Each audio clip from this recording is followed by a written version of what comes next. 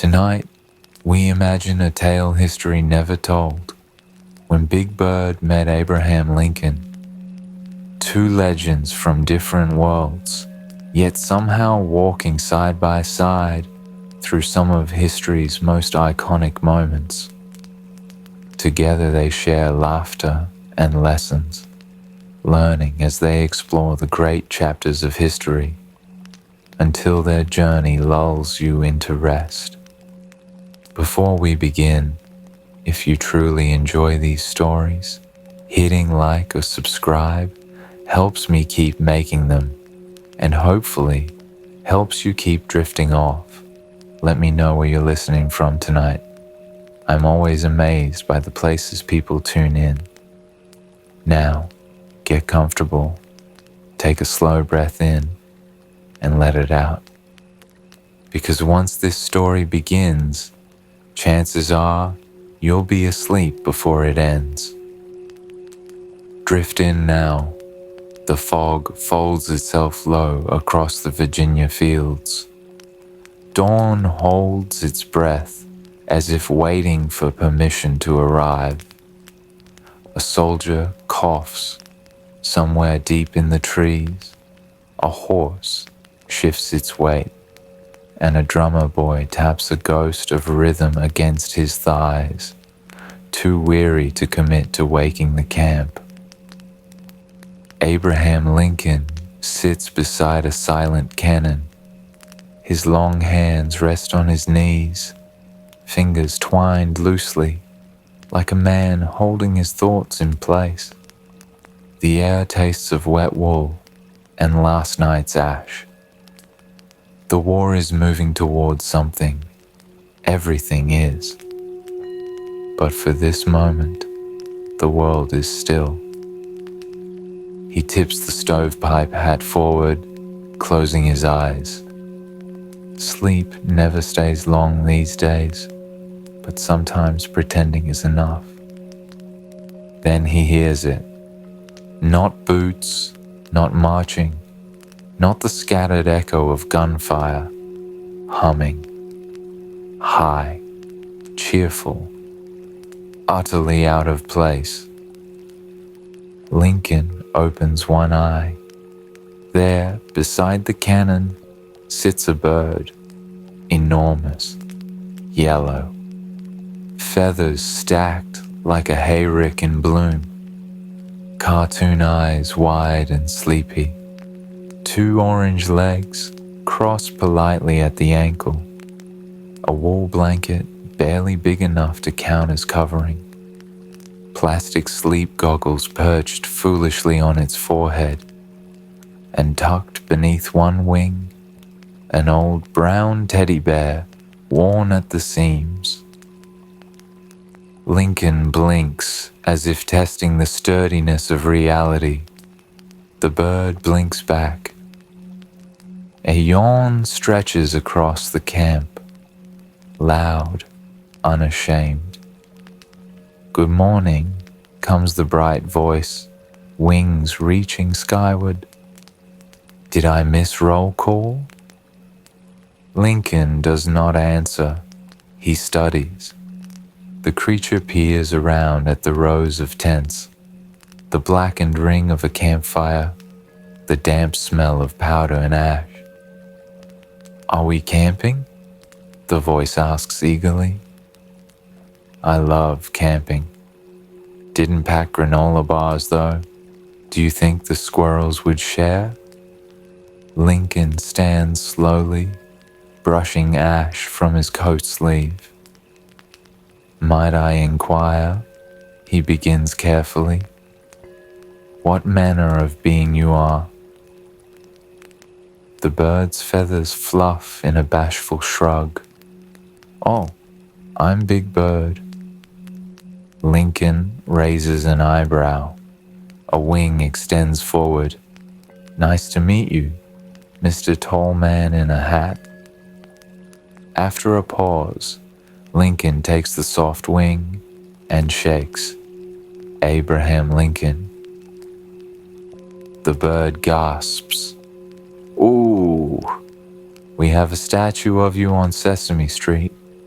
Or maybe it's just a snowman with a hat. Either way, big fan. Lincoln nods once, slowly. I see.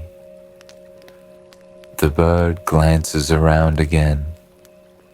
This place feels very serious. It is. You look tired. I am. You want a hug, Mr. Teddy?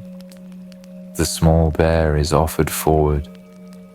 Lincoln's mouth curves faintly. I appreciate the kindness. But no, thank you. The bear is tucked back under wing, its head patted. He's really good at hugs. Silence gathers again.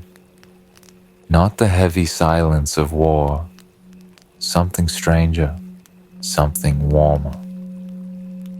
Lincoln gestures toward the mist. This is a battlefield. The bird tilts his head. Oh, that doesn't sound very fun. It isn't. I don't like when people fight. Nor do I. Then why are you here? Lincoln's eyes drop to the ground. Sometimes, doing what is right means standing in very hard places. The bird squints. Like when I had to eat Brussels sprouts? Something like that. And do you get in trouble if you run away? A sideways glance answers. You could say I'm already in trouble. The bird frowns. That makes me sad. Lincoln adjusts his hat brim, listening for something inside the silence. Would you like some coffee? I brought bird seed, comes the cheerful reply. Want to share? Lincoln hesitates. Why not? The sky lightens. Camp stirs awake. Bugles call distantly. Soldiers rub their eyes, pulling on jackets, lacing boots. Some pause at the sight of the giant yellow visitor beside their president. Lincoln waves them on. They'll ask questions. They always do. The bird replies. People ask if I'm a turkey or if I molt. I just say, I'm Big Bird. Usually clears things up. Lincoln arches a brow. Does it? No. For a moment, an honest, unguarded moment, Lincoln chuckles. The sound startles even him. It feels like laughter has not visited in days, the kind of strange that feels welcome. You came a long way, Lincoln murmurs, however you got here. Sometimes I just show up where someone needs a friend. And who told you I needed one? Nobody. But you look like you did. Lincoln exhales, as if finally releasing a burden. You may be right. Later, the troops line up. Lincoln mounts his horse, the fog thinning in threads. The yellow figure stands beside the cannon, a sad little smile tugging his beak. Are you staying? Nope. I go where I'm needed. Lincoln nods once. Thank you. For the company. A quiet step forward. Sleep goggles lifted from his brow and placed gently on Lincoln's saddle horn. In case you ever want to dream with your eyes open. One great flap of wings, the mist swallows the bird whole. Lincoln rides on, dream, miracle, madness. He does not know.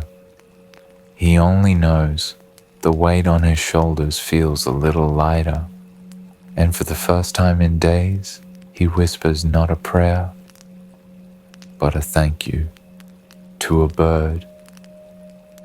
And as the fog breaks, the faint rattle of wheels approaches, a slow train, a flickering lamp, a page waiting for words heavy enough to last. The train rumbles north, its wheels clatter like a nervous heartbeat against the rails. The rhythm fills the small wooden car where Abraham Lincoln sits, folded awkwardly at a desk, too small for his frame. An oil lamp wavers, light bending across paper that refuses to hold words. Outside, trees blur by as if hurrying somewhere else. Frost glazes the window.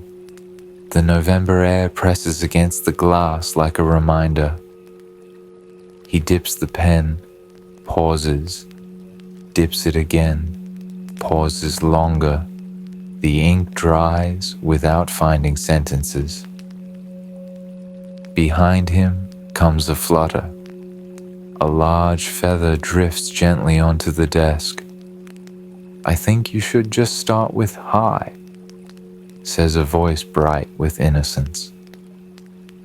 Big Bird sprawls across the velvet bench, crayons scattered, legs swaying in the air. Lincoln tilts his head. "I'm not writing to Elmo Bird.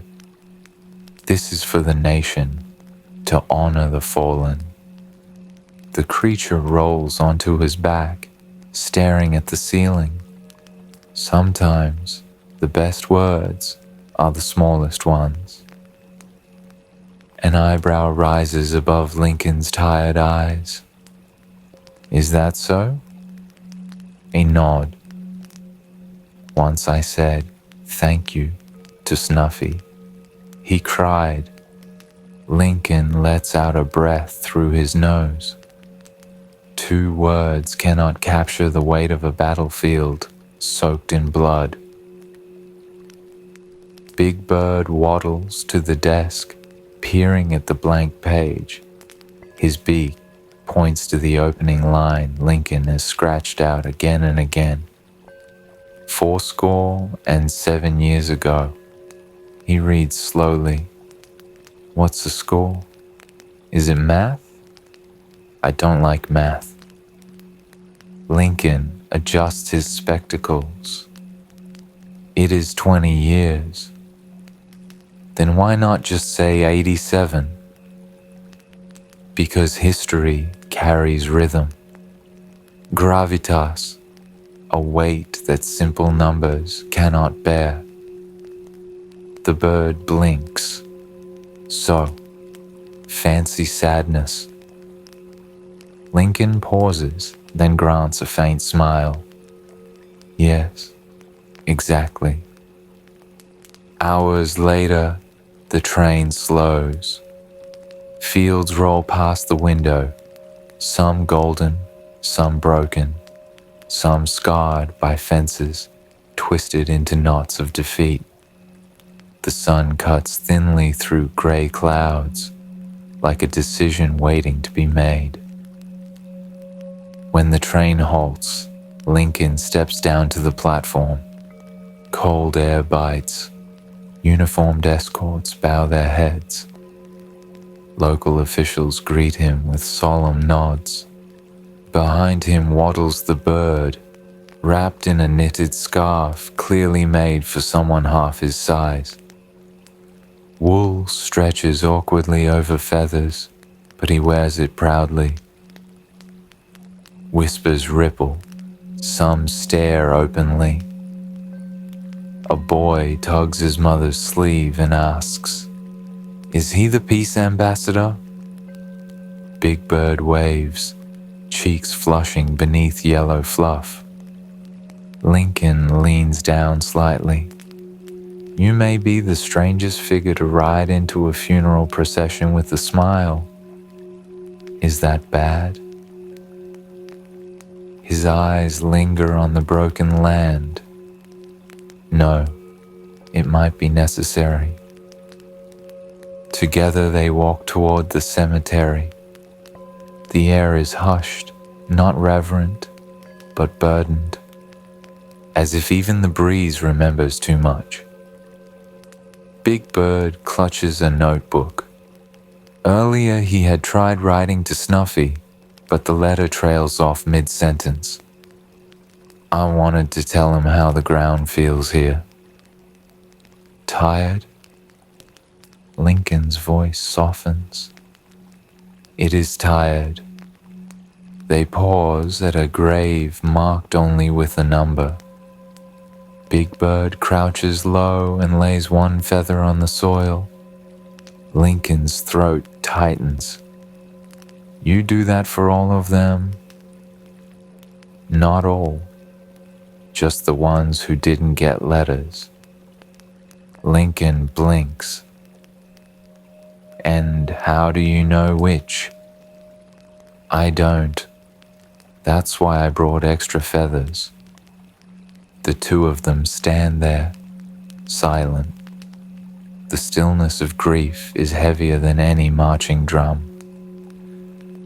That night, Lincoln sits in a borrowed room above a general store. The page waits again. The same stubborn words glare back at him. 77 years ago. Across the room, Big Bird nibbles a cracker. You know, he offers gently, when we want people to listen on Sesame Street, we sing. Lincoln glances up. I doubt a hymn is the tone required.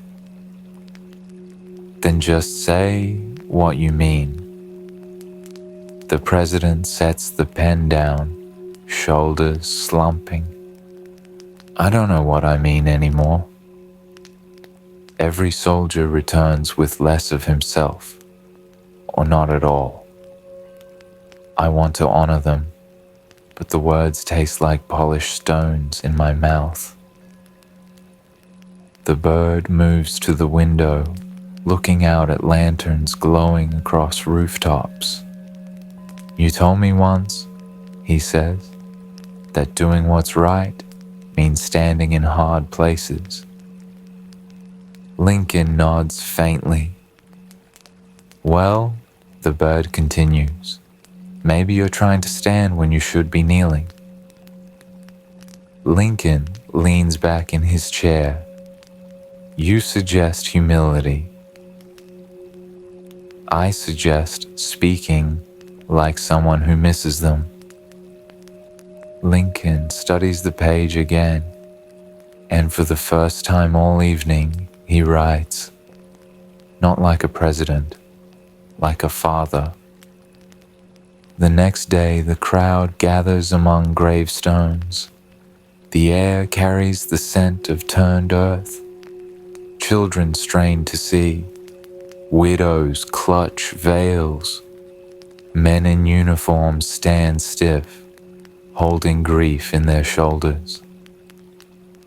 Lincoln steps forward. The pages in his hand are few, brief but heavy. He speaks. The crowd stills. Big Bird holds his breath near a willow tree. And for 3 minutes, the words land like stones dropped into water. Short ripples, deep echoes. When he finishes, silence remains. Not for lack of applause, but because no one wants to break what has been given. That evening, the two sit by the fireplace upstairs. Lincoln stares into embers. You were right. The best words are often the smallest. Big Bird smiles softly. I learned that from Cookie Monster. He only says 4 words a day, but they always count. A chuckle shakes Lincoln's chest. A strange world you hail from. I think yours is stranger. They lapse into quiet. Big Bird digs into his scarf and pulls free a folded paper. I finished my letter, the one to Snuffy. Lincoln accepts it carefully, unfolds, reads aloud. Dear Snuffy, today I watched someone say goodbye with only a few words, and it worked. So maybe it's okay if I just say, I miss you. Love, Big Bird. Lincoln folds the letter back, placing it in Bird's wing. That, he whispers, was perfect. Outside, the November night exhales, lanterns flicker, the town sleeps, and 2 unlikely friends sit quietly, knowing words need not be many to be enough.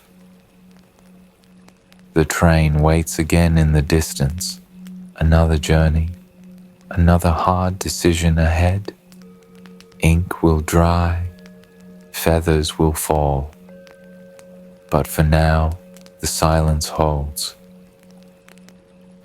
The White House is quieter than the city outside. Marble corridors hold their own chill.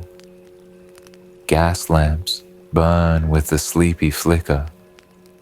Every footstep echoes too long. A tall, yellow figure tiptoes through the hall, or tries to. Feet the size of Sunday turkeys are not built for subtlety.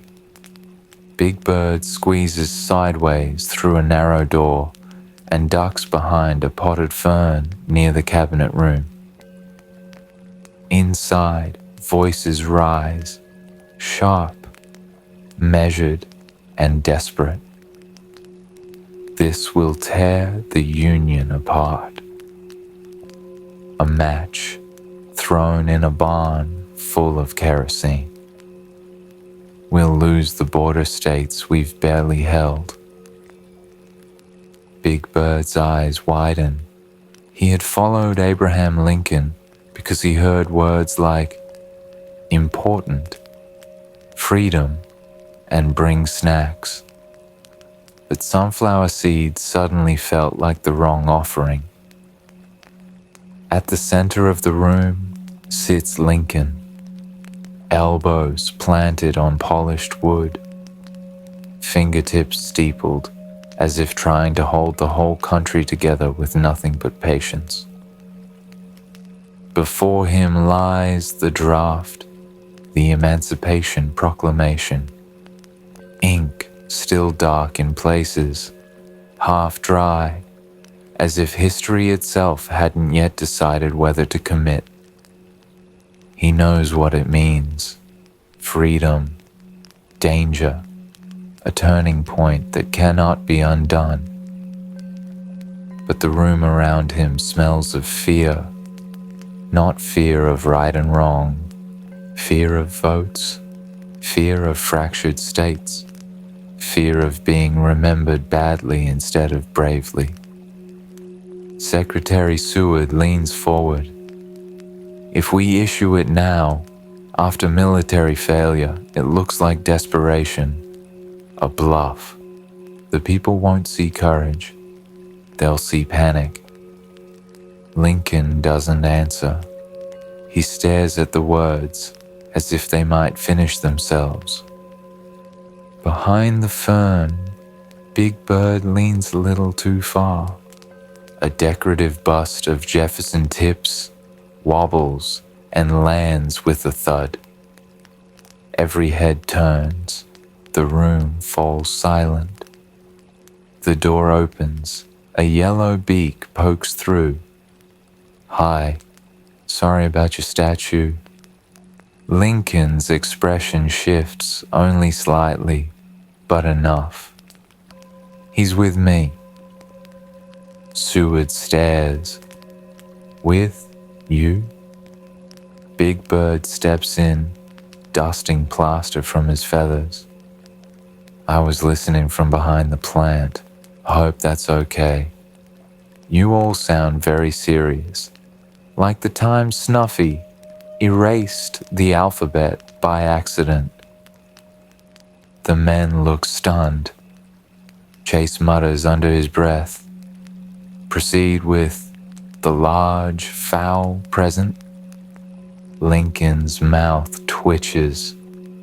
We've consulted hawks and doves. Why not a bird of different feather? Big Bird settles at the far end of the table. His gaze drifts to the parchment in the middle.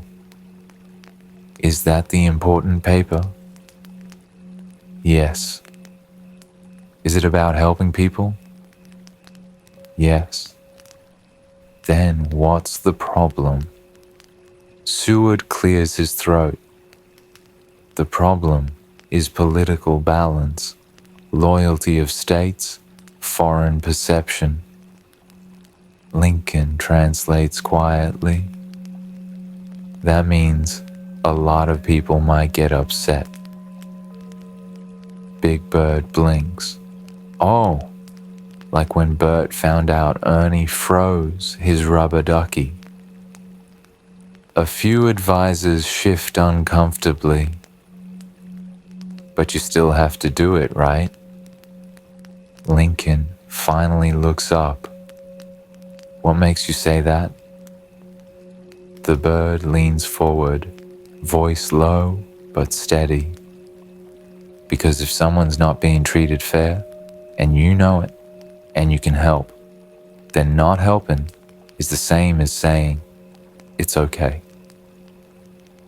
Real silence follows, not political silence, not vote-counting silence, but the silence of truth spoken too simply to dodge.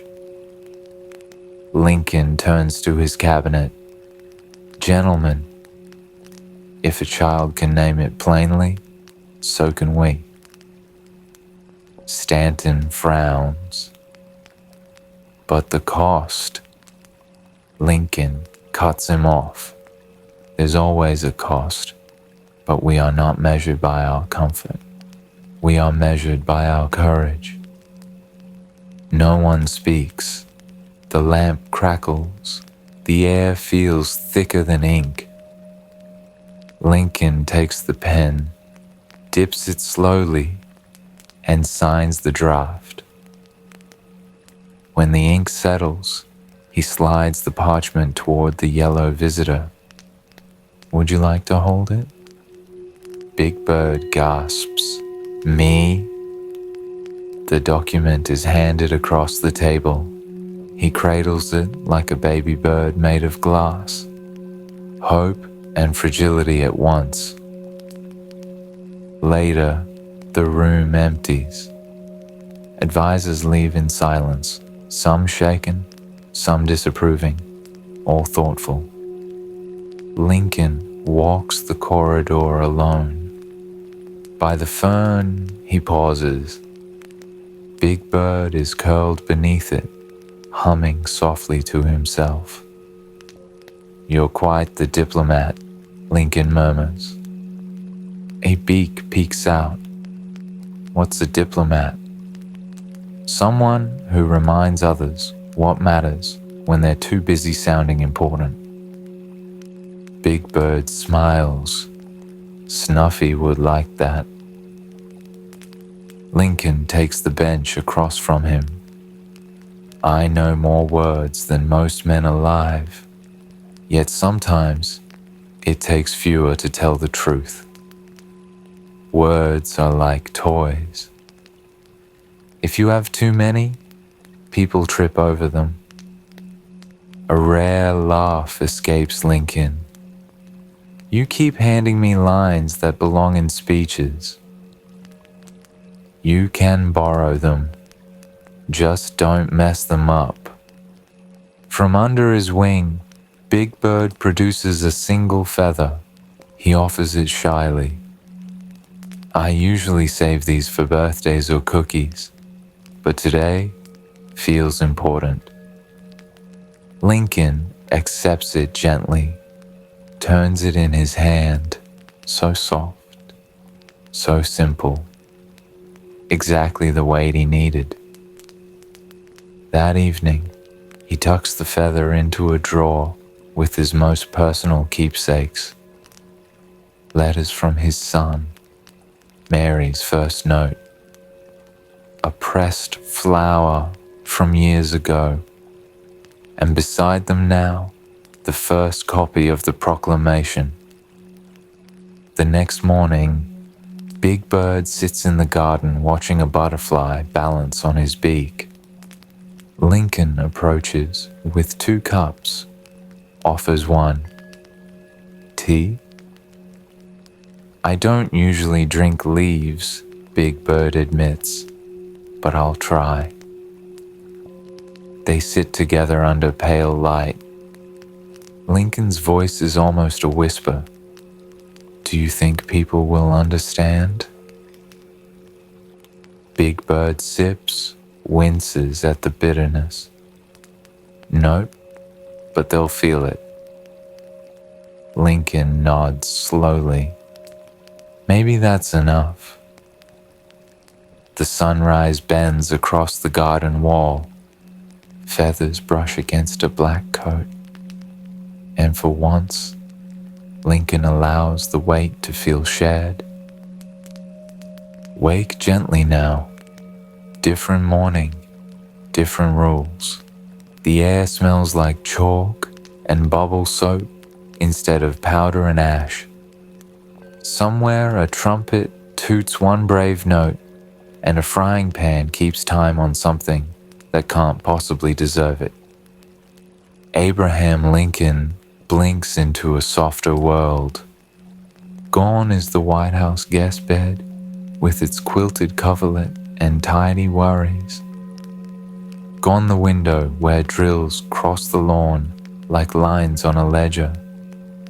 Instead, a brick stoop, a lamppost with a friendly slouch, a mailbox with eyes, numbers on the step, 123. Beside him, a tall yellow neighbor sips from a juice box with ceremonial care. Oh good, you're awake. String cheese, a straw squeaks, a wing offers a tidy packet. Lincoln studies the packet as if it were a foreign treaty. He accepts anyway.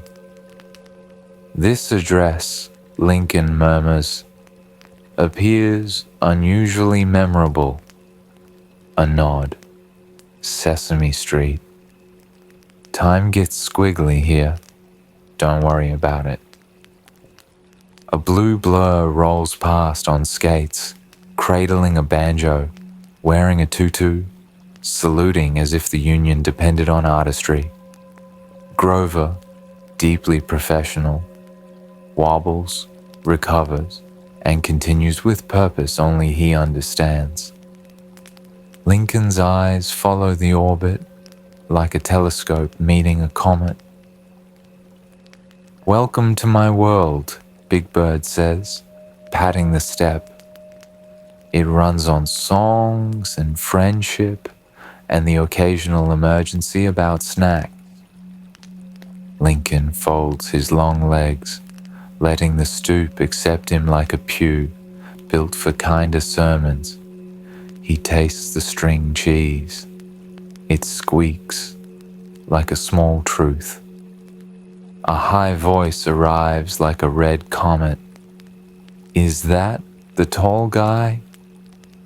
Elmo explodes from nowhere and hugs a presidential knee with full force sincerity. Wow, Big Bird brought the actual Abraham Lincoln. Elmo thought you were just on coins. Lincoln's hands hover above the fuzz, unsure what precedent applies to sudden affection. Your enthusiasm does you credit. Elmo beams as if knighted. Questions fire like confetti. What's an emancipation? Are your pants itchy? Do you sleep in the hat? Lincoln glances at Big Bird, who gives the universal host's nod, meaning ride the wave. All excellent inquiries, Lincoln concedes, perhaps paced across the day. Elmo will tell Abby you're real. A tornado of red glitter and static disappears up the block. They walk. Children's sidewalk count with chalk. Grover attempts subtraction using cupcakes and loses track to appetite. That's two. Wait, now it's one. Now it's delicious. Lincoln's mouth shifts toward a smile and does not quite return. From a trash can comes a civic announcement. Keep your fancy speeches out of my alley. This is a designated grouch zone. A lid lifts. A green philosopher scowls at the morning like it owes him 5 minutes. Oscar, Big Bird explains.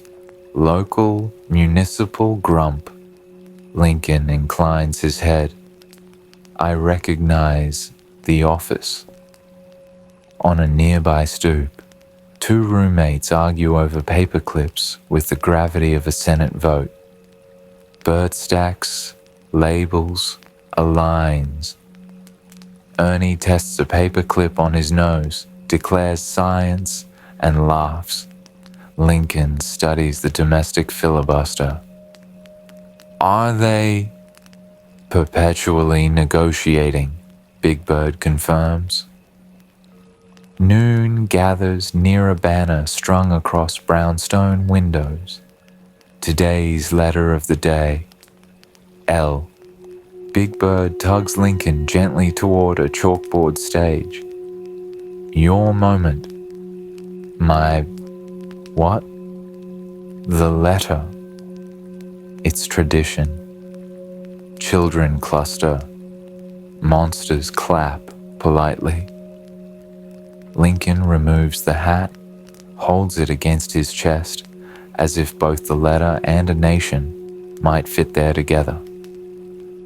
He looks at the crowd, eyes bright, small, earnest, monstrous in the best way. He looks at the sky, which is finally light for reasons that have nothing to do with politics. He speaks simply.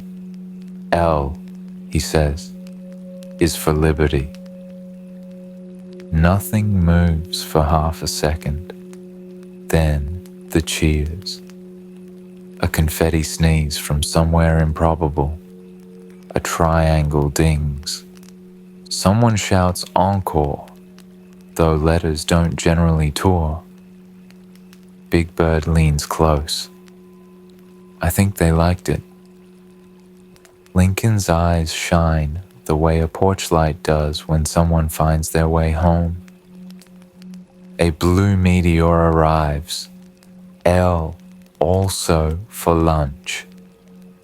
Cookie Monster has detected a biscuit as if led by ancient tide. He clasps Lincoln's hand with reverence for both policy and pastry. Where cookies, C is for cookie, but L is for looking for cookie. Lincoln, with the reflexes of a statesman cornered by the press, produces a biscuit he did not know he had. Cookie Monster weeps at the concept of kindness, made crunchy. Lessons multiply. The alphabet becomes a civic instrument. A child raises a hand and asks if liberty fits on a lunchbox sticker. Lincoln considers the problem as if the court were in session. It fits best in people, he decides. But a sticker is a good reminder. A second child wonders if letters can stop fighting. Sometimes, he answers. when they spell the same word. Afternoon stretches like warm taffy. They visit the community garden. A worm receives enthusiastic applause. Lincoln kneels to consider a seedling entrusted to small hands. A teacher says, "We take turns." He says, "That is government in miniature. No one writes it down. It doesn't have to be." Oscar pops up again to file a complaint about happiness levels exceeding ordinance. Lincoln listens respectfully, promises to review the matter, and recommends a pilot program for measured grumpiness. Oscar narrows his eyes, clearly moved against his will. "Don't make me like you, beard man." The lid closes with a satisfied clank. As shadows lengthen, Bert and Ernie invite a demonstration on proper top hat storage. Ernie tries the hat. It falls over his eyes, and he announces temporary darkness. Bert replaces it with exactitude worthy of a surveyor. Lincoln appreciates the care as if the Republic rests upon brim alignment. A little credit, it turns out, goes a long way on this block. When evening arrives, the street exhales. Windows glow like low lanterns. Somewhere, a lullaby misses a note and lands sweetly anyway. Lincoln and Big Bird reclaim the stoop. The lamppost leans into the sentiment. "I think your world is better than mine," Lincoln admits, watching soap bubbles drift like harmless balloons of thought. "It's louder," Big Bird answers, "and sticky. But we try to come back to each other when we fall apart." "There is no war here," Lincoln murmurs. "No hatred. Just sincere bureaucracy about snacks." Big Bird kicks his feet, sneakers tapping a private rhythm. "We don't always get along. But we practice. Practice is the Sesame way." Lincoln studies the faces passing by. Each one waves as if dignity were a neighbor and not a costume. "I tried that," he says softly. "Coming back. People forget. Anger's louder than a hope." Big Bird watches the bubbles rise, pop, become small silences, then teach hope louder. They sit with that, simple, unimprovable, a sentence ready to go to work. A child returns with a drawing. Lincoln on a unicycle, Cookie Monster in pursuit, an American flag catching a breeze that belongs to everyone. He tucks the paper into his coat as if it were a proclamation for a softer republic. "Never thought I'd end up here," he confesses. Big Bird's eyes half close with the contentment of a porch cat. "I think you always belonged here. You just took the long way." Night gathers without hurrying. Stars blink on like careful clerks staying late.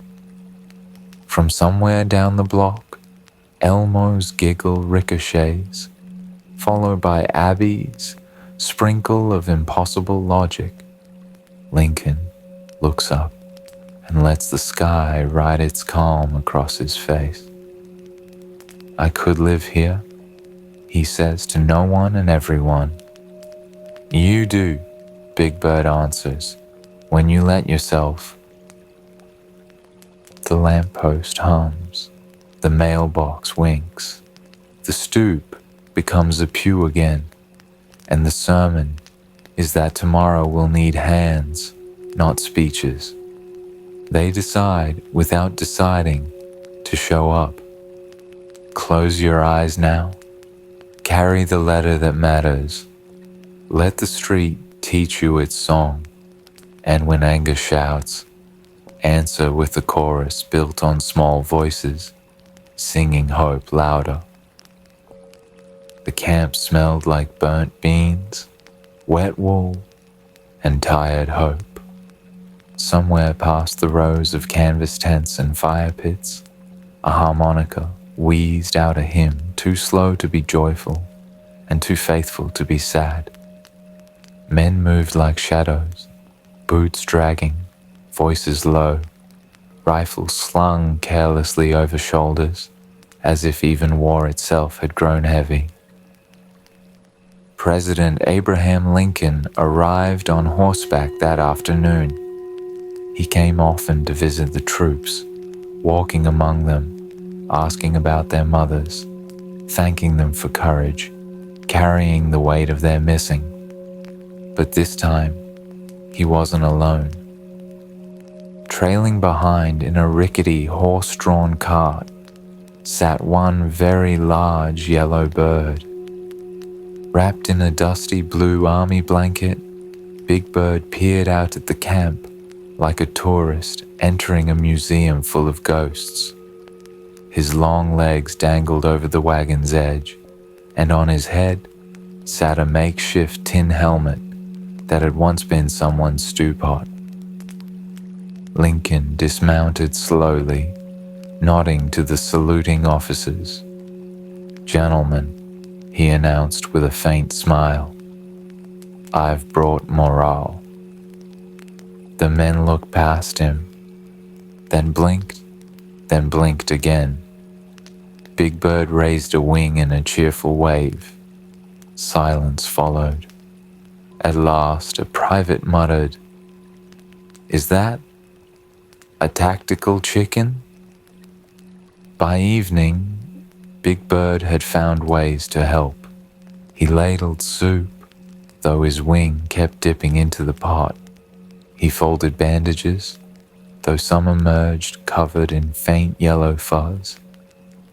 He tried marching drills, tripped over a snare drum, and squawked in rhythm, accidentally inventing a new cadence. And somehow, by sundown, he had a following. Children of officers, wounded men on stretchers, soldiers cradling tin cups of coffee. They gathered near the fire and listened as Big Bird told stories of crayons and friendship and things with feathers that didn't require muskets. Lincoln stood at the edge of the firelight, watching. Big Bird explained the letter F. F, he declared proudly, is for friends, and for feathers, and for flannel, which I'm told is the official camp smell. A ripple of chuckles moved through the men, then laughter, then something deeper, ease. Later that night, Lincoln sat near the fire with a circle of soldiers. Big Bird had wrapped himself in 2 extra blankets and was roasting something suspiciously like a marshmallow on a bayonet. A young corporal with bandaged hands leaned close and whispered, "Sir, where did you find him?"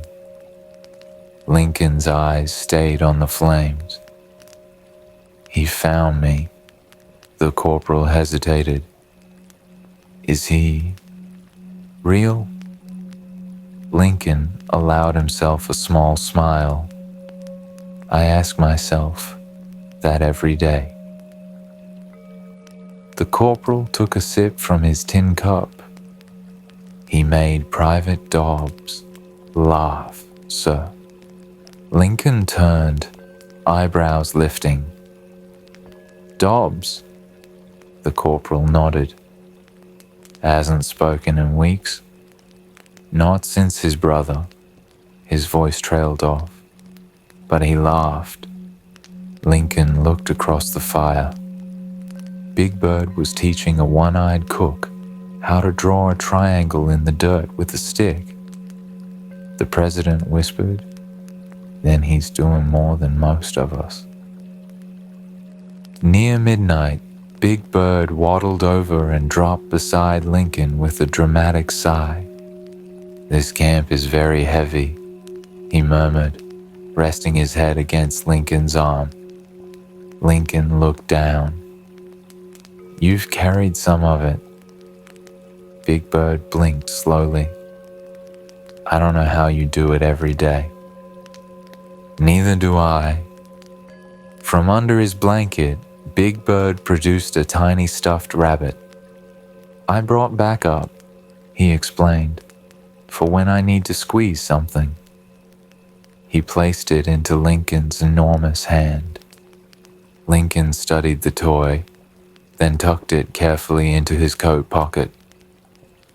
Much appreciated. The fire cracked. Sparks drifted upward like lost prayers.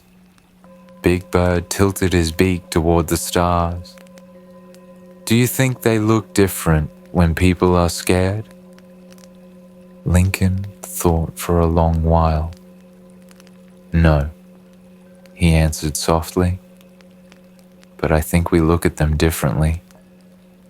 Big Bird nodded. That makes sense. I think the stars are doing their best. Lincoln allowed himself a rare smile, just like you. Big Bird yawned, feathers rustling like leaves in wind. And for one quiet night on a weary front line, hope returned. Not with a victory, not with a cannon blast, not with a brilliant military maneuver, but with a 6-foot-tall, yellow bird telling stories about the alphabet. The velvet seats were empty. The gas lights hummed softly, filling the theater with a faint warmth borrowed from another world. Lincoln sat alone in the presidential box, not because Judy called him there, but because he didn't know where else to go. The stage below was bare. No scenery, no laughter, just shadow. The boards creaked now and then, like ghosts rehearsing lines they'd never finish. He had come to think, and Big Bird had followed, uninvited, but welcomed all the same. The tall yellow figure stood at center stage, spinning in slow circles with wings stretched wide, making long whoosh sounds that echoed into the rafters. This place is huge, he announced, voice carrying like a softened trumpet. Like a storybook you can walk into. Lincoln leaned forward, elbows resting on the velvet rail. He didn't answer right away. He simply watched. Watched the strange, feathery miracle that had wound itself into his life. From the stage, Big Bird looked up. You've got your serious eyebrows on again. Lincoln's mouth twitched. And what do those mean? They mean you're thinking too many things at once. Lincoln let out a quiet grunt that almost became a laugh. Perceptive for a bird. Birds are good at feeling the wind before the storm, Big Bird replied, climbing the steps up to the box. Also, I might be part canary. Lincoln gave him a look that was equal parts disbelief and amusement. That explains a lot. They sat side by side. The silence between them was thick, not empty, full of velvet dust and the echo of an audience not yet arrived. Lincoln spoke suddenly. I never liked this box. Big Bird tilted his head. Why not? It's got the best view. Too far from the people, Lincoln replied. too soft, too safe. It feels dishonest somehow. Big Bird sat quietly, then reached under his feathers and pulled out a granola bar. He offered it. Lincoln shook his head. The wrapper tore anyway. A loud crunch filled the quiet. You know, Big Bird said between bites, I always thought theaters were just places for pretend. They are. But sometimes, he continued, they're where people tell the truth too, even when the words are made up. Lincoln folded his long fingers together. That's what I've always hoped. That stories can get to truths faster than speeches. Big Bird studied him. You worried about what story tomorrow tells? Lincoln didn't speak. The weight of the answer sat heavy in the air. From backstage, a stage manager called out, Mr. President? Rehearsals wrapped. Lincoln had attended the preview of Our American Cousin. He had smiled politely, chuckled once at a joke he didn't quite catch, then excused himself before the third act. He had heard enough acts in his life. Big Bird leaned closer. If something feels wrong, we don't have to go tomorrow. Lincoln glanced at him. You're not supposed to sense doom, you know. You're meant to be the light in the room. Lights can flicker, Big Bird whispered. Lincoln stood, his tall frame stretched like an old tree in search of dawn. He walked down the steps of the box and onto the empty stage. Big Bird followed, claws clicking softly on the boards. Together they looked out at the rows of vacant chairs. Lincoln's voice was barely audible. How many words have been thrown into this void? How many ever landed? Big Bird shrugged. Sometimes just one is enough. Lincoln turned toward him. Which one would you choose? The bird thought hard. His eyes softened. Forgive. The word lingered, echoing faintly, filling every corner of the theater. Two silhouettes stood there, wool brushing feathers, sharing a pause in history before the page turned. Eventually, Big Bird asked, Do you think people will remember you? Lincoln stared into the darkness. I don't know. I hope they remember why. Later, under a canopy of gas lamps and blooming cherry trees, they walked slowly back toward the White House. Lincoln's steps were steady, but heavy. Big Bird walked close beside him, humming, Twinkle, twinkle, little star. Not because it made sense, but because some part of him knew the man beside him needed lullabies more than logic. The sun rose like it didn't know what had happened. It touched rooftops, tree branches, and windows just the same, painting the city in its usual golden hush. Oblivious, or maybe stubborn. The birds chirped, the breeze moved, but Washington did not. It sat still, like a breath no one wanted to exhale. Big Bird had not slept. He hadn't spoken. He hadn't even removed the campaign pin Lincoln once handed him as a joke. It was crooked on his chest now, pinned too high, but he didn't care. He stood at the White House gates as mourners gathered. Some wept openly. Some knelt in prayer.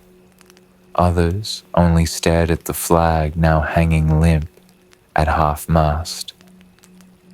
Beside the iron gate, a little girl clutched a folded note. Her eyes were wide, unsure. She looked up at the yellow figure towering above her. "Was he your papa?" she whispered. Big Bird blinked. "No," he answered softly, "but he was my friend." Inside the White House, staff moved like ghosts in long coats and soft shoes. Everyone had a job, but no one wanted to do theirs. No laughter from the kitchen, no clatter of dishes. Even the clocks seemed to tick more quietly. Big Bird wasn't allowed in that morning. He understood, so he wandered. Through Lafayette Park, down Pennsylvania Avenue, past lampposts tied with black ribbons. At some point, he sat on a bench and stayed there, still as a statue. Pigeons gathered nearby, unbothered by his bright feathers. A passerby muttered, "He's too bright for a day like this."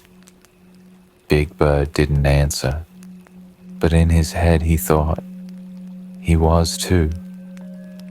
By late morning, he found himself outside Ford's Theater. Flowers covered the steps. Children had drawn pictures of Lincoln, some tall and noble, others oddly shaped but full of love. Big Bird crouched and placed a single yellow feather among them. It hadn't been plucked. It had fallen earlier on his walk. He figured it belonged here now. A man with a camera offered to take his picture. Big Bird shook his head. "This isn't a moment for pictures," he murmured. Later, a White House aide found him outside the Smithsonian. "You're wanted," the man said. "By who?" Big Bird asked quietly. The aide didn't reply. Big Bird followed. He was led through a side entrance and up a narrow staircase. The door at the top opened into the Lincoln family quarters. The room was dim, shuttered, heavy with silence. Mary Todd Lincoln stood by a writing desk. Her face was pale. Her eyes were red, but steady. "I believe this is yours," she said, holding out a folded envelope. Big Bird took it with trembling wings. The handwriting was unmistakable. "To my tall, yellow friend." He waited until he was alone in a quiet corner of the east room before opening it. The note was short, hastily written, maybe the day before.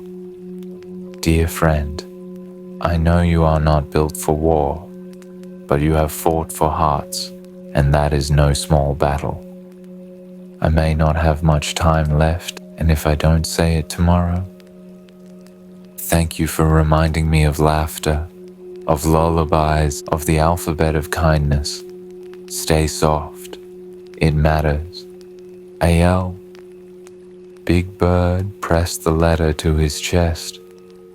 A sound escaped him, somewhere between a sob and a squeak.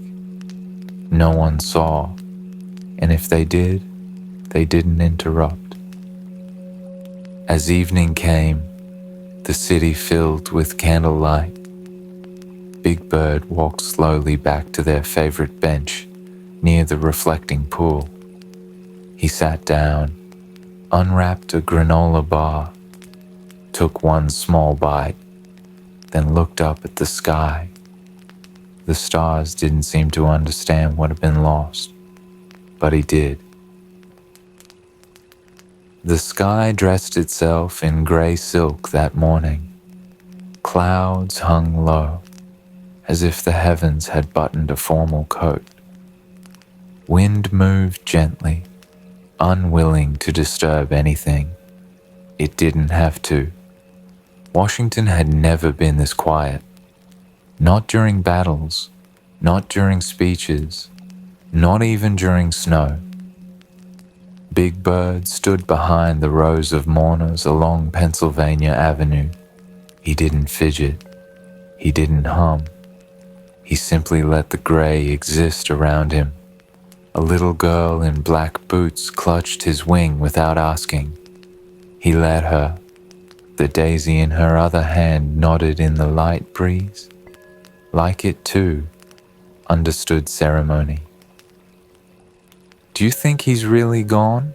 she asked, staring at the draped Capitol dome. Big Bird looked down, then up again. "I think he's somewhere else," he answered, telling stories to stars. The drums began softly. No trumpets, no cannon, just muffled beats, slow and even, like a weary heart determined to keep going. 6 black horses stepped together, steady as a sentence that knows where it ends. The catafalque rolled forward, flag draped, colors dimmed by cloud. People sobbed. Veterans saluted. Children stood on tiptoe and did not understand why their throats hurt. Big Bird removed the crooked campaign pin from his chest. He held it with both wings, as if it were made of glass.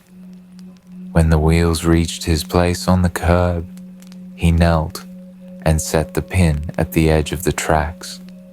The daisy joined it, small and brave. A stranger in a bowler hat appeared at his elbow. No introduction, just a folded sheet of paper extended with a brief nod. "I was told this might belong with you." The man vanished into the crowd before explanation could be asked or offered. Big Bird opened the paper. A poem, written in a neat hand that trembled on the right words. He taught with silence. He led with grace. He held a storm inside his face.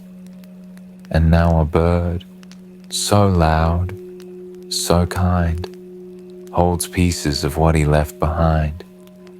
There was no signature. He folded the page again and tucked it under his wing, as if returning a letter to its envelope. The procession passed. Hooves faded. People didn't break apart all at once. Grief dismisses slowly, as if reluctant to stop doing its job. Big Bird stayed where he was until the last drum beat dissolved into the city's brick and memory. A man from the War Department approached, hat in his hands like a confession. "We're collecting personal letters for the archives," he explained, voice careful.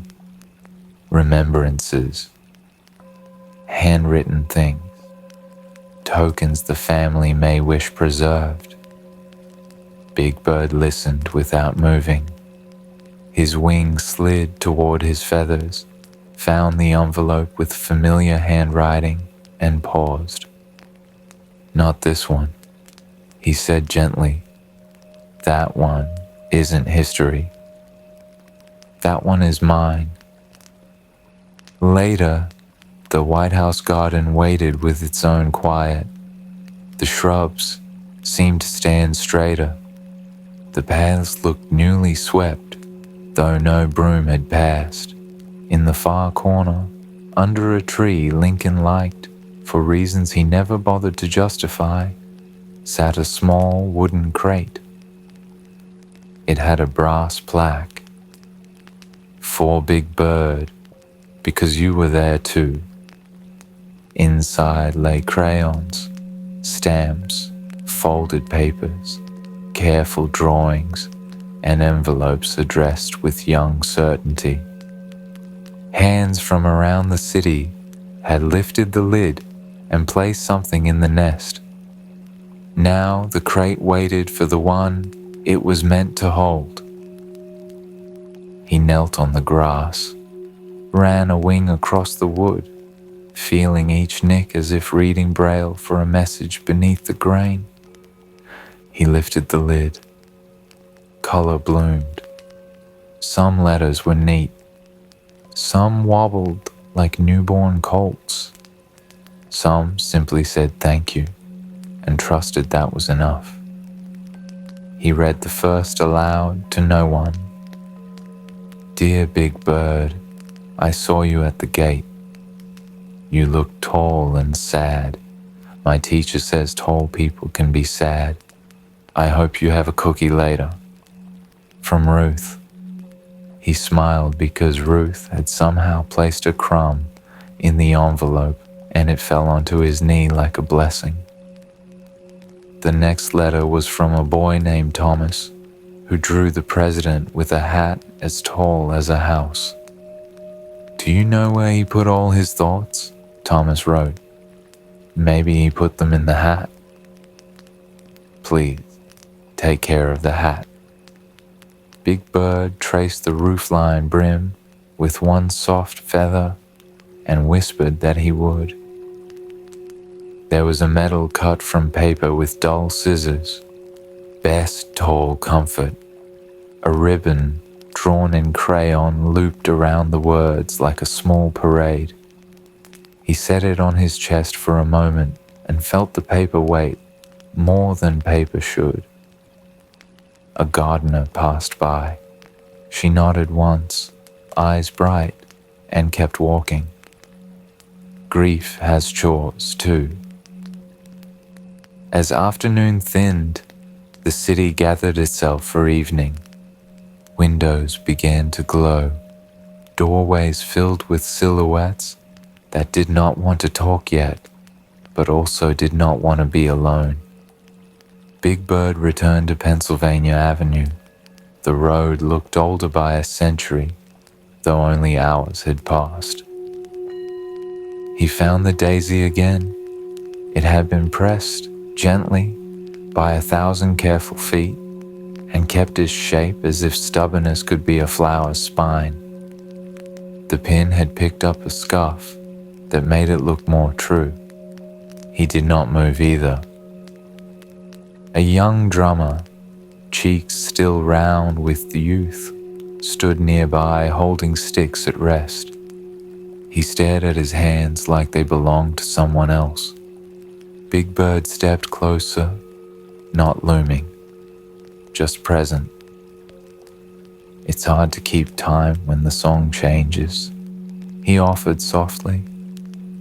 The boy nodded, relief crossing his face at the sight of a creature who did not require any words from him. The day's edges blurred into candlelight. Windowsills caught the glow, doorways framed halos. Morning took the shape of small flames trying their best. Back in the garden, someone had left a tin of stamps and a stack of envelopes. On top lay a note in a careful adult hand. For the letters you will answer when the nights are too long. Big Bird sat cross-legged on the grass and began to sort the pile. Names into one stack, drawings into another, questions that wanted answers into a third. He responded to one right away. Dear Miriam, you asked if the president liked music? Yes, he hummed more than he knew. Sometimes off-key. It still worked. Sometimes you just have to hum. He pressed a feather-light fingerprint against the corner like a seal. Footsteps approached. A housemaid, eyes red, carried a small box. From Mrs. Lincoln, she whispered. Inside lay scraps of ribbon, a broken quill, and a button that had been re-sewn so many times the thread held stories of its own. Big Bird closed the lid and held the box to his chest, long enough to steady both it and himself. Night arrived properly. The garden cooled. Somewhere in the city, a violin tried a hymn and found it. Big Bird stood and returned to the street, following the sound until it faded into the general hush. A newsman offered headlines with a voice that cracked against the evening. Some people bought papers. Some did not need more words.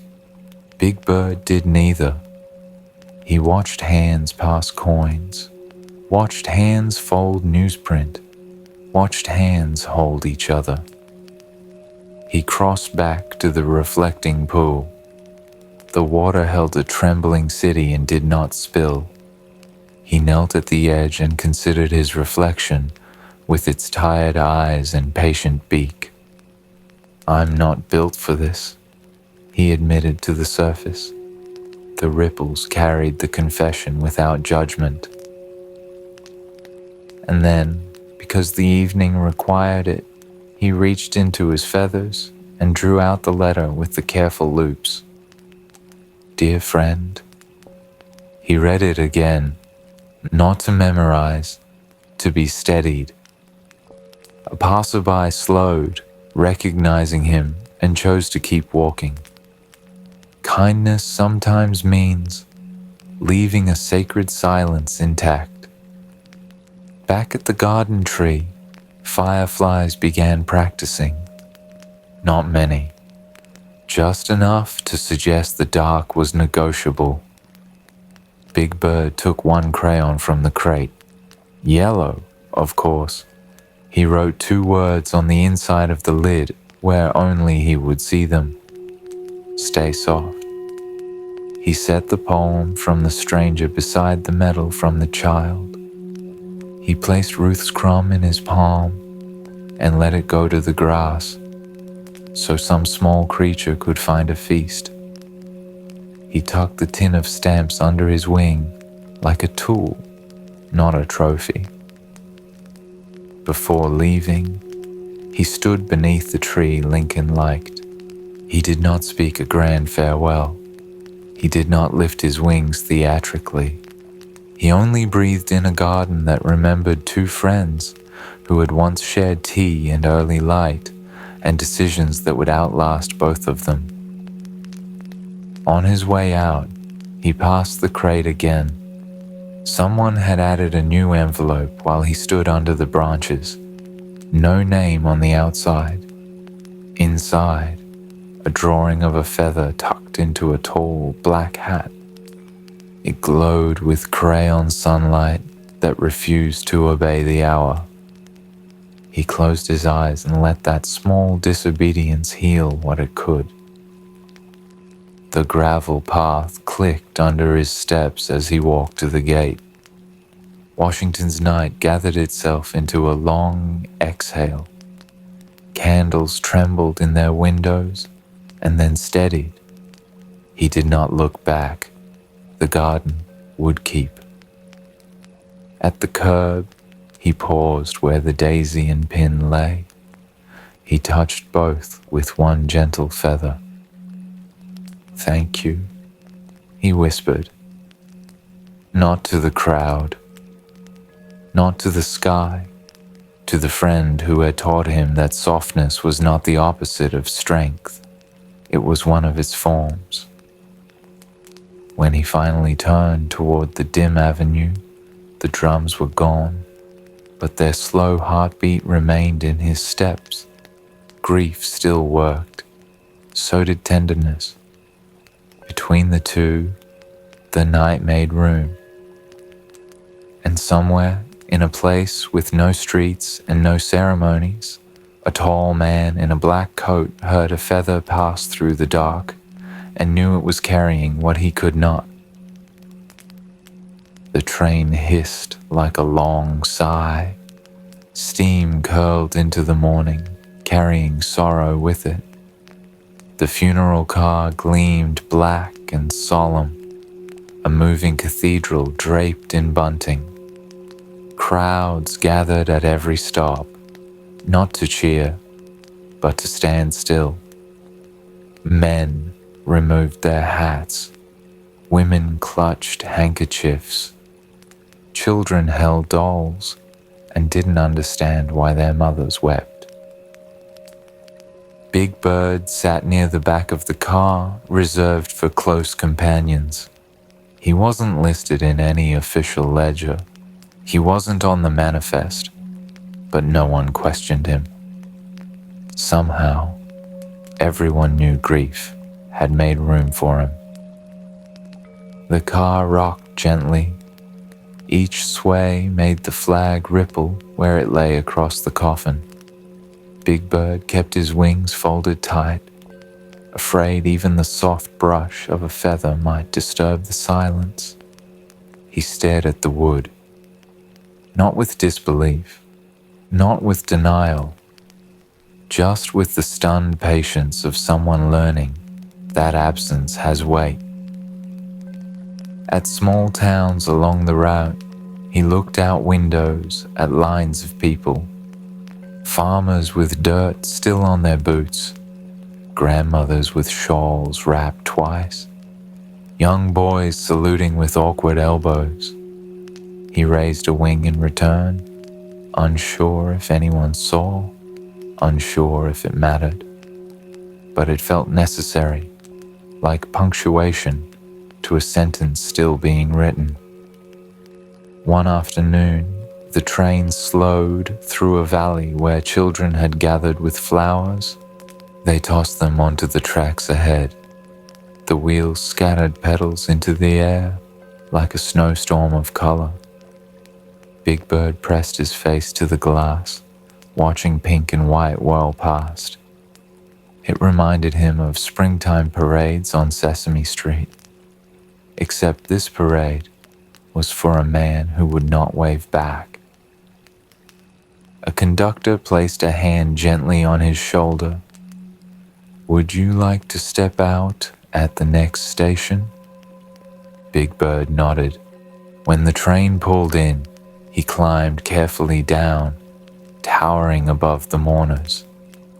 Gasps rippled through the crowd, but no one fled. Instead, children in black coats reached for his feathers like they were lanterns. He knelt in the dust. "Do you want to sing something?" he asked softly.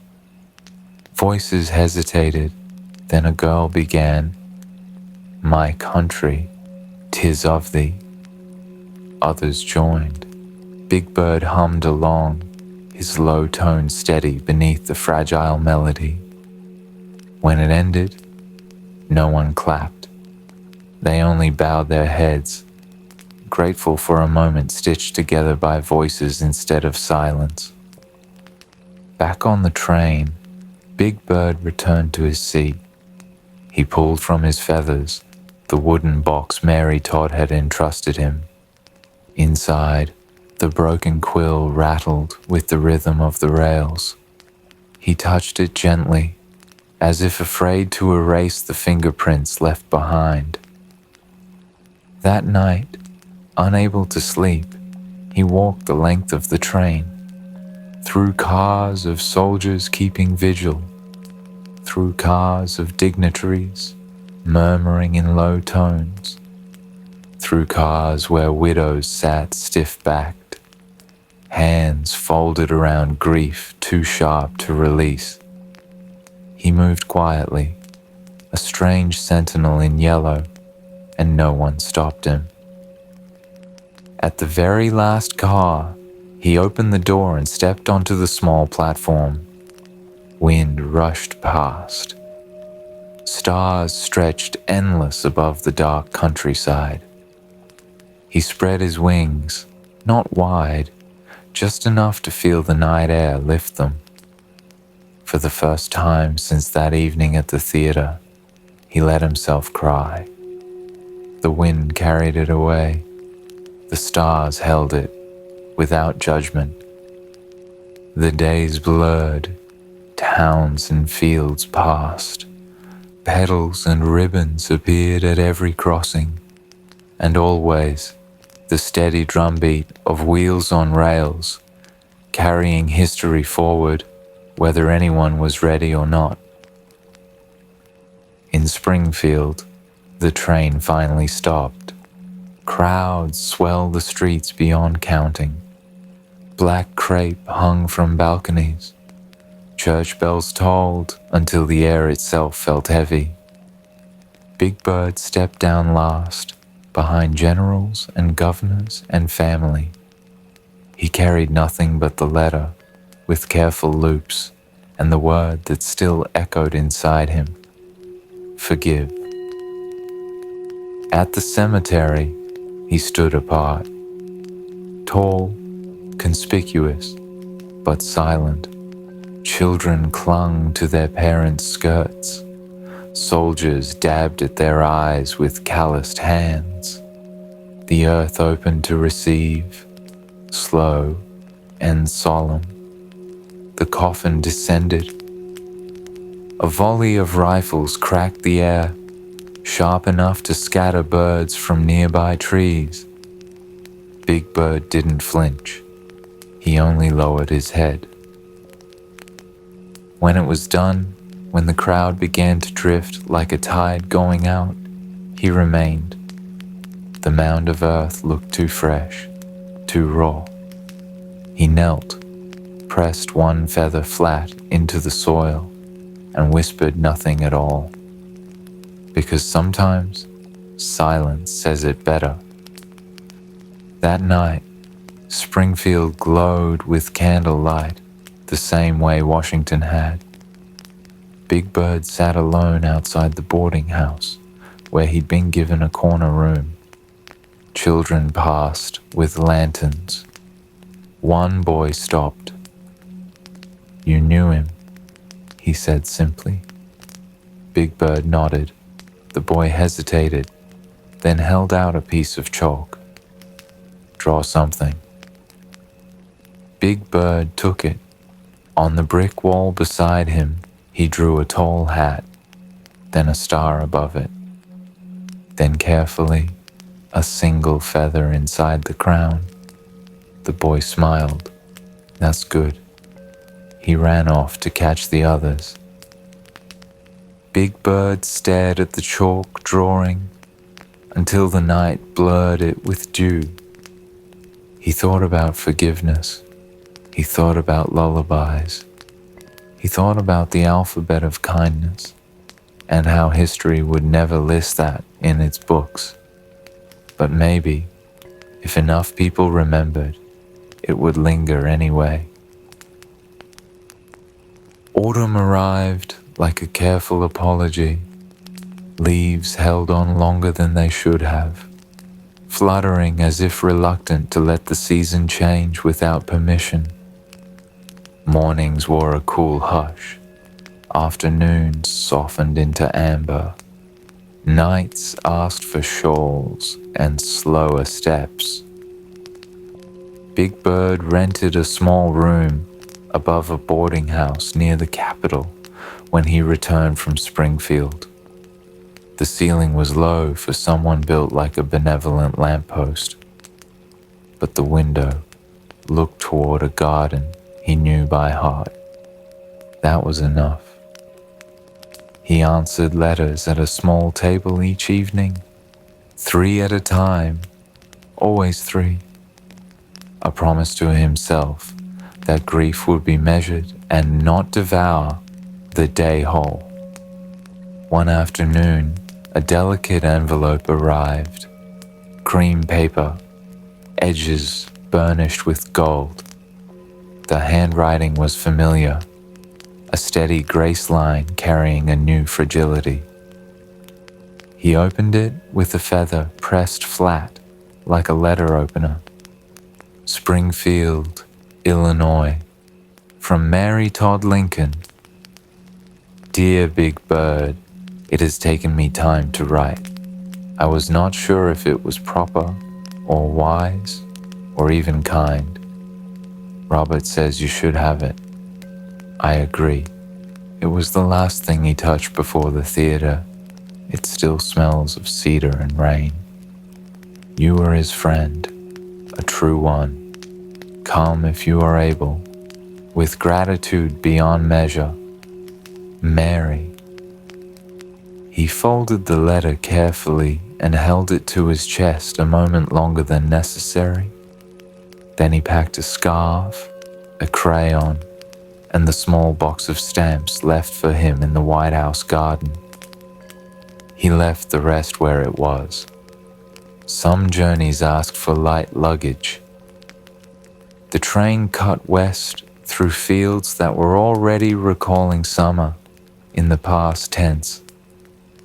Towns blurred, then resolved, then blurred again. Children waved from porches. A farmer tipped his hat without breaking stride. A dog barked in 3 perfect beats and then decided hospitality was complete. At Springfield, Mary waited on the platform in black that did not diminish her. It framed a steadiness the city had come to depend on. She did not waste words on ceremony, having given too many words to loss already. They nodded like 2 people who had shared a house of grief and learned its rooms by moonlight. At the Lincoln home, the floorboards greeted them with remembered creaks. Books breathed their old ink. Curtains held light the way familiar hands hold yours, knowing where weakness lives and choosing not to press. Mary placed a long box on the dining table. Linen wrapped it with a quiet reverence that needed no pastor. She rested a palm there for a heartbeat, then stepped back and let the room breathe. Big Bird removed the linen. His breath caught in a way he hadn't known feathers could manage. There it was, the hat. Stovepipe, sober black with the faint gloss of years that mattered. A scuff at the crown that looked like the ghost of a thought. The band holding shape, the way a spine holds a life upright. He reached out with a wing and traced the brim. The felt gave slightly, then remembered itself. It was heavier than he'd imagined, not with weight, with consequence. Mary stood a little apart. Robert would like it kept where it will be safe, she said quietly. But I wanted you to see it first. To touch it. He would have wanted that. Big Bird nodded. Words seemed like furniture that would clutter this room if set down carelessly. He reached beneath his wing. From a pocket he had sewn there for exactly such purposes, he withdrew a soft, golden feather. It had fallen weeks ago and wandered with him since, patient as a bookmark. The ceremony that followed was not official. A few neighbors came, the pastor from down the street, gentle of voice and generous with silences. 2 children who had known Lincoln by the sweets. He snuck them when adults pretended they didn't see. Robert stood at the back, taller than grief, but not taller than love. They gathered under the wide tree that kept the house company through summers and storms. A small stand served as a podium. It was a touch too low for Big Bird, which somehow suited the moment. He spoke without a paper. President Lincoln told me once that a good hat helps you carry the hard things. It makes you just tall enough for what's above you, and just soft enough for what's beneath. I don't wear hats. They flatten my feathers. But I know something about carrying. He lifted the stovepipe with both wings, like a chalice that did not ask for worship, only for care. He tucked the golden feather inside the band. It settled as if it had been expected. A hush moved through the small crowd, like a breeze turning a page. For half a second, the feather shone. Not a miracle, not magic, just the way sunlight tells the truth when it finds the right angle. The pastor bowed his head. No one asked for more words than the day required. Sometimes the sacred wears plain clothes. Afterward, neighbors lingered with the hungry kindness of people who want to help, but no casseroles will not fix it. An elderly man pressed a campaign button into Big Bird's palm and closed the wing around it. "You remind me of him," he said. "Not because of height, because of softness held steady."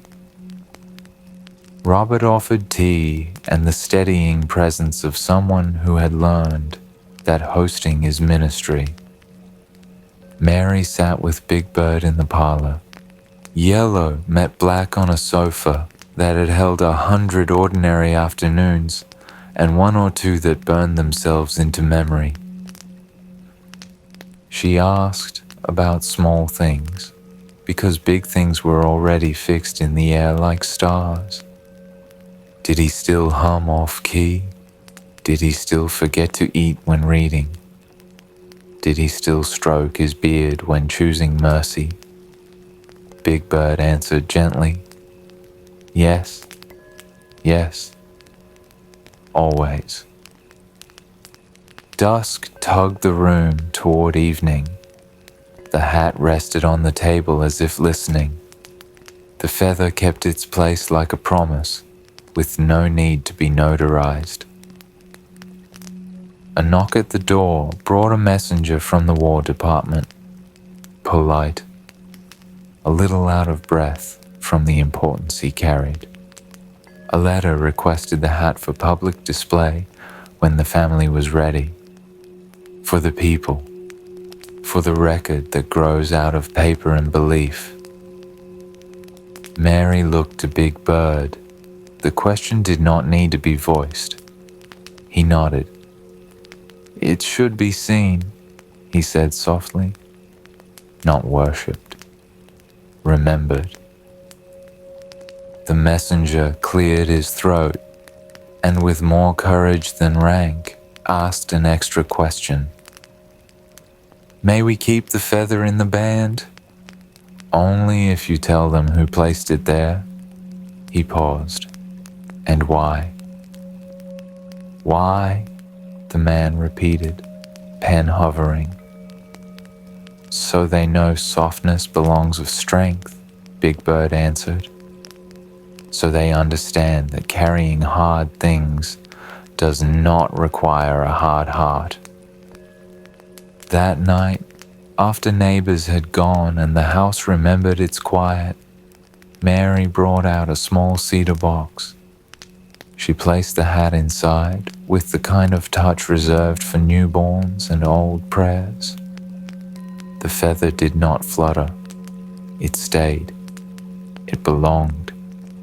She closed the lid, ran a hand across the grain, left it there a moment, then exhaled the kind of breath a person releases only when the day has asked more than usual. In the guest room, Big Bird sat at a desk that had held arithmetic, recipes, and notes to neighbors about borrowing flour. He took out the letter with careful loops. "Dear friend." He read it again, then wrote back for the first time, knowing the reply would be filed in a drawer that lives somewhere we do not. "Dear Abe, I put a feather in your hat, not for luck, for company. Hats carry hard things. Feathers remember lightness. I think the two of you will take care of each other. If people ask why there is a feather in a serious hat, tell them stories don't have to choose between strong and soft. They just have to be true. I miss you. I'm trying to do the small things right. Your tall friend. He sealed the note and tucked it back with the letter that began, Dear friend. 2 pages making a bridge no one else could see. Before bed, he returned to the dining room. Moonlight had taken the place of guests. The cedar box glowed quietly, as if warmed from within by a memory that did not cool with night. Big Bird rested a wingtip on the lid. He did not pray in words. He let the room hold the intention for him. Thank you. Take care of this, please. Let whoever sees it remember more than dates. Outside, Springfield settled into its own rhythm of crickets and far-off wheels. Inside, a feather waited in a hat. History and kindness kept each other company. And somewhere down the years, a child would press a nose to museum glass and ask why a serious hat wore a small piece of sunlight. When morning came, the crate of letters in Washington would still be there. So would the stamps. So would the garden and the bench and the work. Big Bird slept with that knowledge, the way a soldier sleeps with the pack ready, tired but prepared to stand when the day calls his name. And in the quiet between eyelids and dawn, he dreamed a simple dream, a hat tall enough to carry the hard things, a feather light enough to remind them why. Time has a way of folding itself. 1 minute you are standing in a garden with a feather in your hand. The next, decades have passed, and the feather has become a story someone else tells. Washington had changed. Streets louder, buildings taller. But in the National Archives, silence still knew how to do its work. Big Bird entered quietly. His feathers had grown softer, though no one had noticed but him. He still towered above the archivists, but age had added a gentleness to his posture, as if each year had asked him to bow a little closer to the people around him. Visitors whispered as he passed. Some children waved. Some adults raised phones but lowered them again, sensing this wasn't the place for pictures. He made his way to the center hall, where glass cases held fragments of the country's memory. There, under carefully angled light, stood a tall black hat, familiar, unmistakable, and in the band, still steady, a golden feather. Big Bird stood before it. He didn't press close to the glass. He didn't tap, or crowd, or search for labels. He only looked. The feather had faded some. Time had dulled the gold into something softer, but the shape remained, stubborn as memory. Children shuffled up beside him. One boy tugged his mother's sleeve. Why is there a feather in his hat? The mother shrugged. Maybe for luck. The boy frowned. Or maybe because even presidents need friends. Big Bird felt his chest tremble. He lowered his head so no one would see the shine in his eyes. The boy wandered on, already drawn to another case of parchment and ink. But the words remained, tucked into the quiet of the hall. An archivist approached. She wore white gloves, and the careful expression of someone who handles time like glass. "We don't often get visits from contributors," she said softly. Big Bird tilted his head. "I didn't contribute," he whispered back. The archivist smiled gently. "Oh, but you did." She gestured to a folder set beneath the display. Letters, notes, drawings. Some signed, some not, all part of the story. Some say the feather came from you. Is that true? Big Bird looked again at the hat, at the crown, at the band, at the feather holding steady. "It is," he admitted softly, "but it belongs to him now." The archivist nodded. "We'll keep telling it. Stories last longer than glass." She moved on, her shoes silent against marble. Big Bird lingered. He thought of the letter tucked in his own box at home, still folded with the loops intact. He thought of Springfield, of Mary, of Robert, of gardens and candles and crates of children's drawings. He thought of lullabies hummed under cherry blossoms. He thought of forgiveness spoken in an empty theater. A young man stepped beside him, college-aged, notebook in hand, eyes wide with history's first embrace. "Excuse me," he whispered. "Do you remember him?" Big Bird turned slowly. The young man's face carried no doubt, only hunger for a truth he could hold. "I do," Big Bird said simply. The young man's pen hovered. "What was he like?" Big Bird didn't offer speeches. He didn't rehearse dates or battles. He let silence breathe between them, then answered.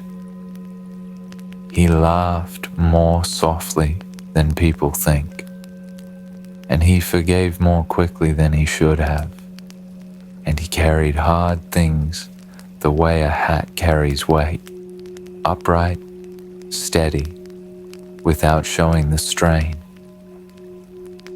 The young man wrote furiously, then stopped. "Thank you," he said, voice low. Big Bird nodded. "Tell it gently," he added. The young man promised he would. When the hall finally emptied, Big Bird placed a wingtip against the glass. Not long, not enough to smudge, just long enough to feel the separation and honor it. He whispered what he had written years ago.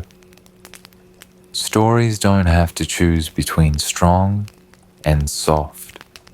They just have to be true. Then he stepped back. The feather stayed. The hat stayed. The story too stayed. Outside, the city pulsed with horns and footsteps and neon.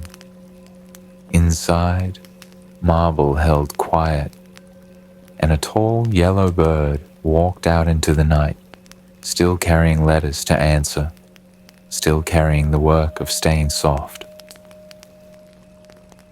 I have lived long enough to know that memory is its own kind of country.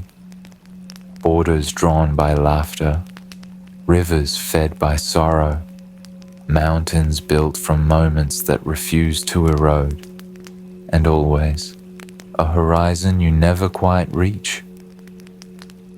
In my country of memory, Abraham Lincoln still walks beside me, not as marble, not as legend, not even as the man whose name bends history like an iron beam, but as my friend.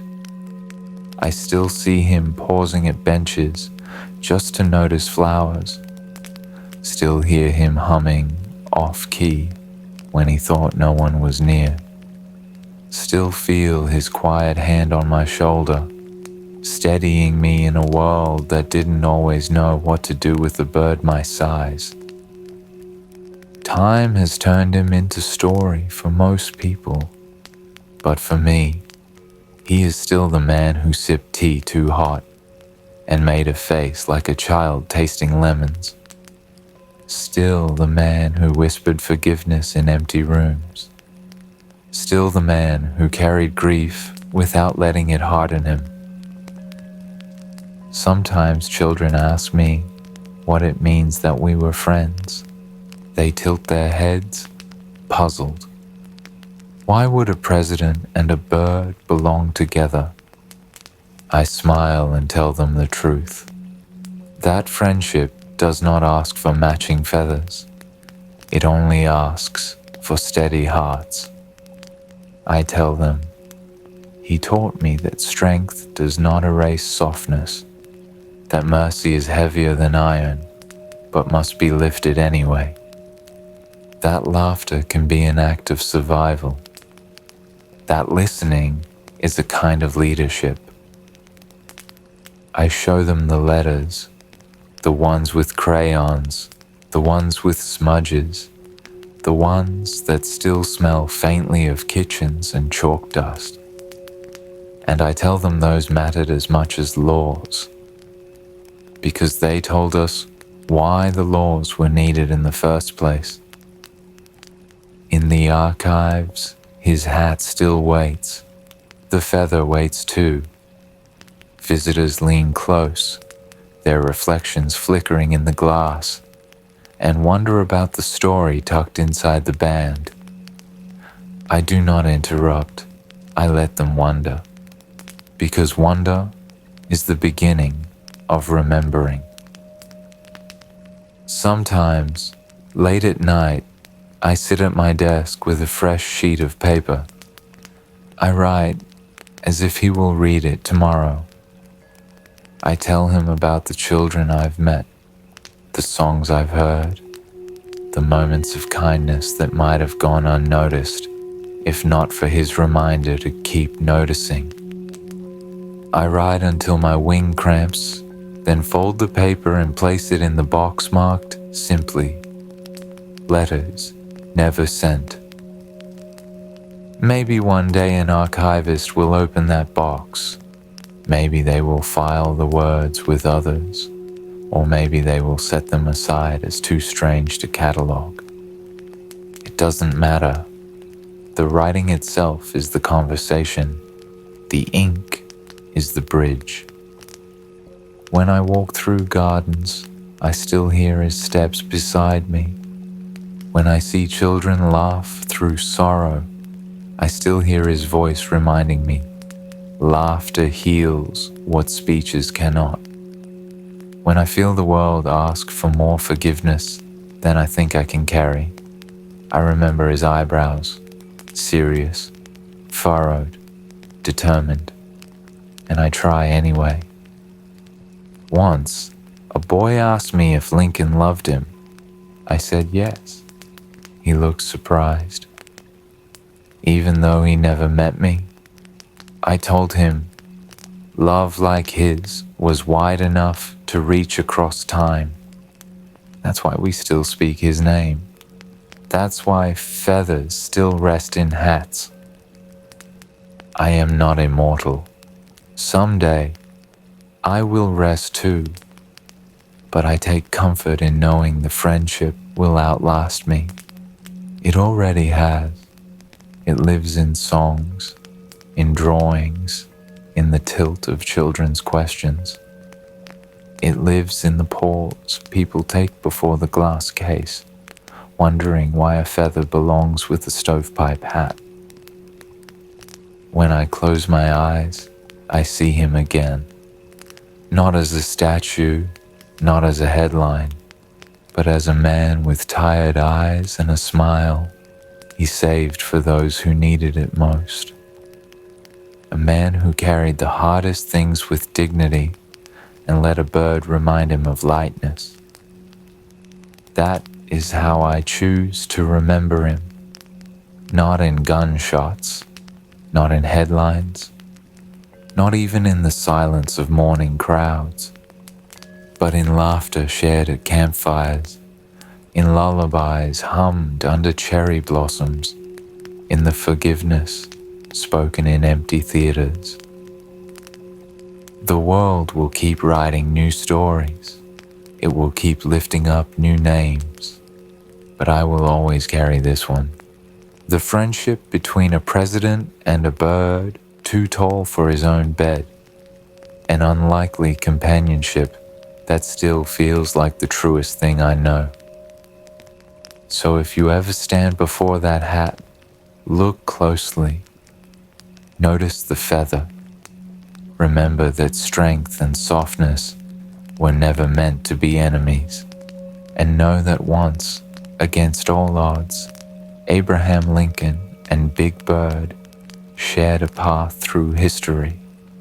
They walked arm in arm, and somehow, impossibly, they made the world a little gentler together.